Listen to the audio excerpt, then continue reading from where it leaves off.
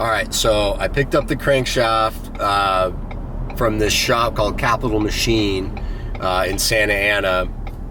Old dude named George absolutely killed it. The crank looks great. I'm on my way over to DSPORT Magazine.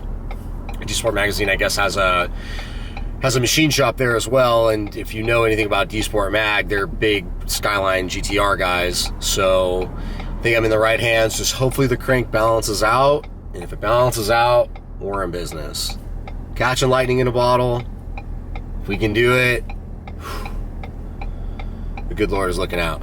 He's looking out.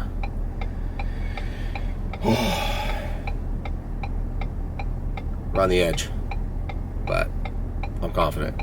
It's gonna work. I know it's gonna work. It's gonna work. All right. So I made it over here to DSPORT. Gave him the crank. They're gonna throw it on the balancer right now. See where it balances out at. What they can do with it.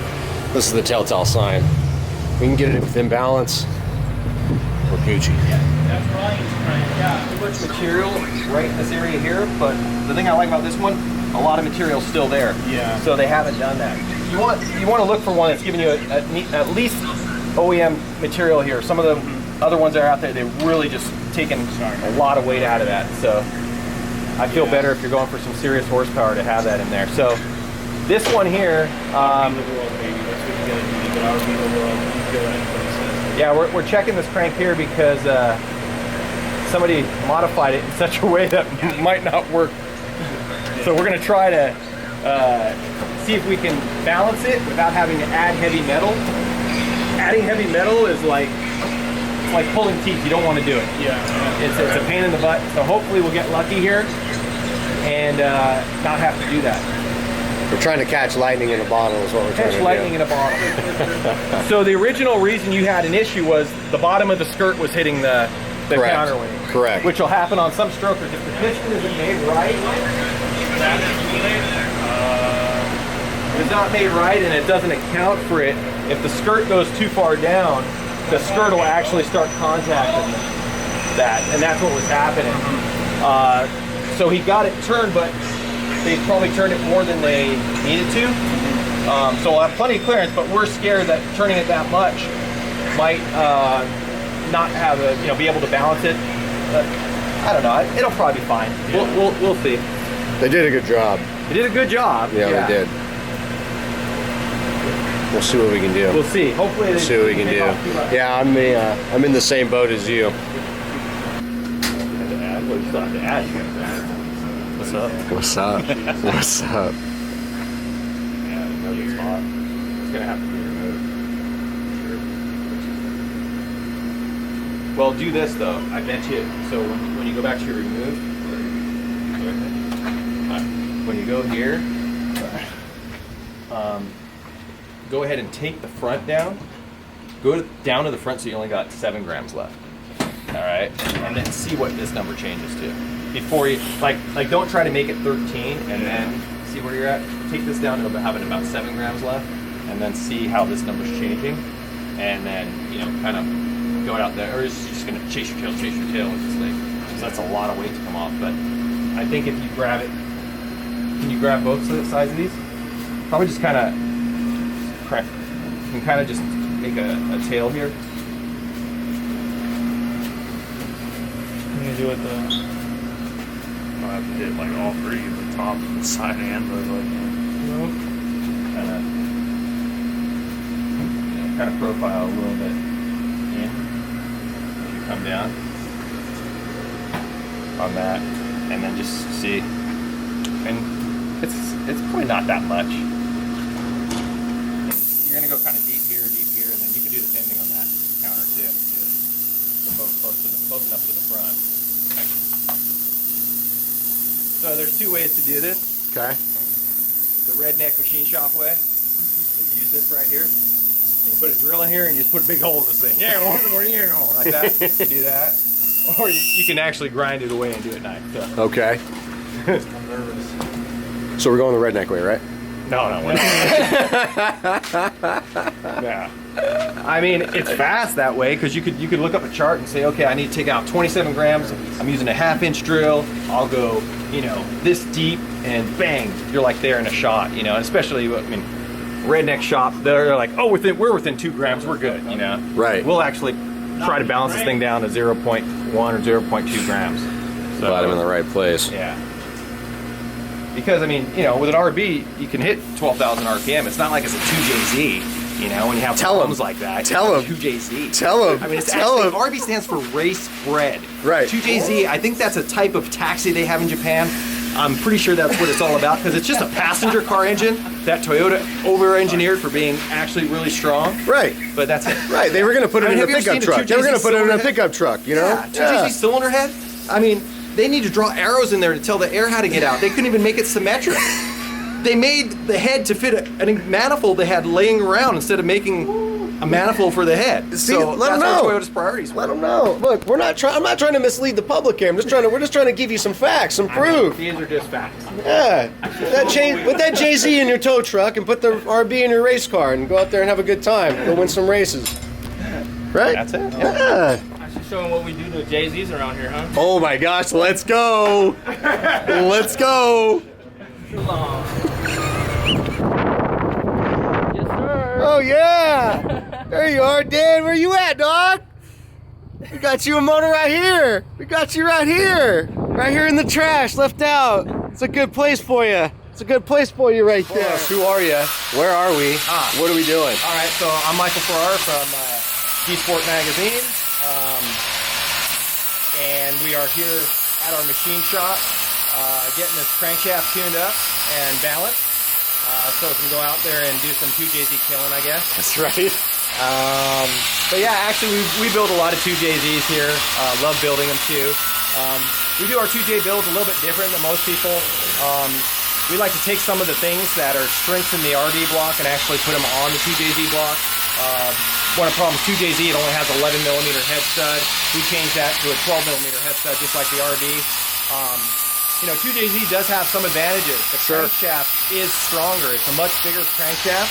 The problem is the main caps on a 2JZ.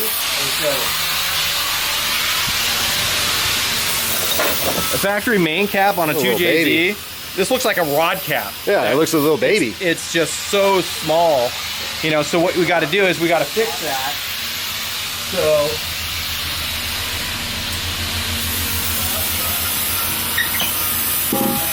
So what we'll do is we'll put actual aftermarket caps on it and have to go through and do a vertical line bore in the machine. That's what this just came out from.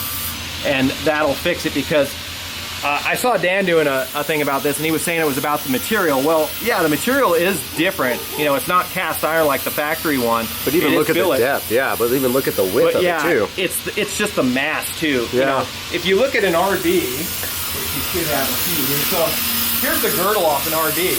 Right. Now, look at the difference in support. You've got that cap versus that cap right there. Right. All right, winner, RB there. 100%. 100%. You know, so there's certain things, but then you look at other things. The thing about an RB, the problem with RB is its deck. It's so short and compact. You know, you've got a nice longer deck here. On a 2JZ, that's an advantage of a 2JZ. 2JZ has a Siamese cylinder bore, meaning these cylinders are actually touching each other. There's no coolant flowing in between. Advantage, strength.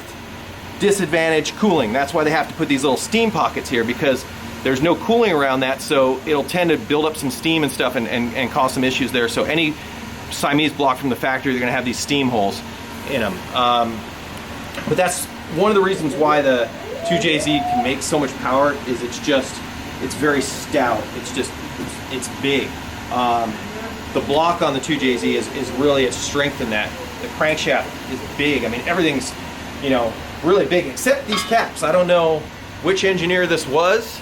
It's probably like a substitute teacher came in and tried to hold the class over on his maybe own. he really was engineering for taxi cars and stuff and didn't think anybody would be crazy enough to make 2,000 horsepower out of a 2JZ, but that's really the weak link. If you're trying to go over 800 horsepower with a 2JZ, you're going to need to do this. Right. With an RB, if you're trying to go over 800 horsepower, you've got other issues you're going to deal with. The head gaskets that are out on the market and some other things kind of limit what you can do. So what we tend to do if we're over 800 horsepower is we're going to go through and actually do an O-ring on the block. And I'll show you on this one here. So this one has, O-rings haven't been put in yet, but this has been machined for the O-ring. So this will actually get a stainless steel O-ring. Do we have anything with a visible stainless steel O-ring right now? No. That is bangless. We haven't put the rings in yet. I don't know if we got one, but yeah, that's one of the keys. And you can see we kind of figured that out by actually going through and testing it. So like has a problem with some people building engines is they don't do any development. Like on the RB, here's just some of our traces. This is all Fuji paper, which is a paper that tells you how good the how high the contact pressure is based on the color that it turns. Oh wow. And so this, we're trying ARP 625 studs with an apex head gasket, different torques and everything.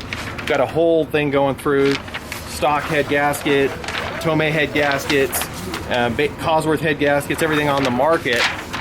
What's the best gasket you've used so far? So the gasket that we use on the majority of our builds, if it's not going to get an O-ring, is the apex head gaskets actually. We probably use those the most. The Tomei Japan head gasket also works well. The HKS works well. The Tomei USA gasket works well at lower horsepower levels, or if you use it with an O-ring, it's actually probably the best gasket to use with an O-ring. Why is that? Because it's not competing with the O-ring. Let me show you here. So the Tomei, here's the Tomei head gasket. Here's the stock. So if we look right here, OEM head gasket, and you can see it's pretty light here on number 6, kind of light here. Right. If you look at the Tomei, you also get a couple light areas here, light areas here, light areas here. And I don't have it here, but oh, there it is. Tomei with an O-ring. Nothing's competing with it. You're just, all your lock is happening from that O-ring. So it works really well in doing that.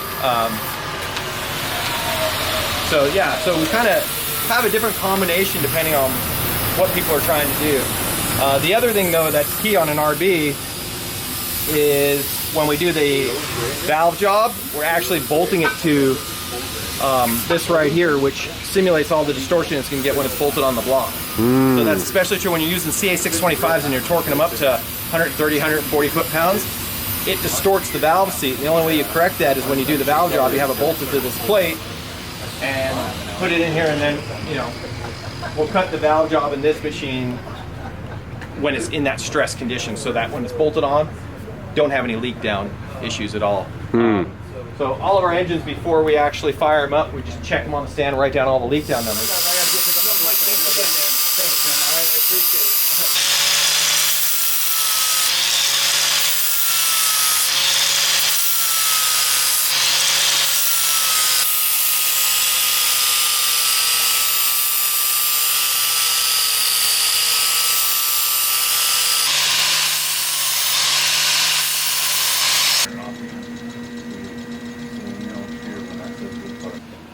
Bam. Woo! My man woke up. Pissed excellence today. Nice, that's right. Bam, that's right. You did a lot today. I like that. Thank you guys at DSPORT, saving the day, man.